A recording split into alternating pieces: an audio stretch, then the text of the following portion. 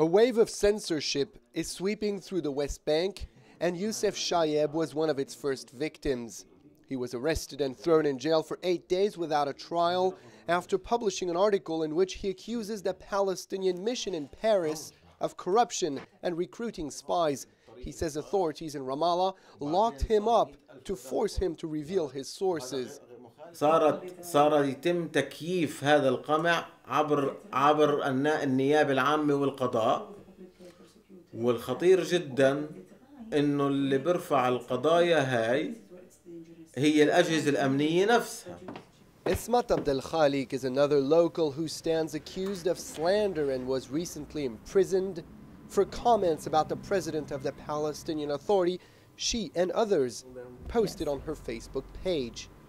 According to her, this is part of a growing trend of curbing freedom of expression in the West Bank. She blames it on Mahmoud Abbas, whom she compares to a weakening dictator. خايف على نظام حكمه، يعني خايف على رئاسته، خايف على حركته اللي عم هي تحكم السلطة، يعني نظام السلطة، وبتشكل هي الحزب الوحيد اللي بيتحكم بالسلطة، واللي بدأ يعني يعاني، هاي الحركة بدأت تعاني من مشاكل حقيقية يعني. Some Palestinian web users are also preoccupied with the recent blocking of as many as 8 opposition news sites, such as this one, linked to a personal rival of President Abbas. Few people here are willing to go on camera about the issue of online censorship, but those who dare to speak out don't mince their words.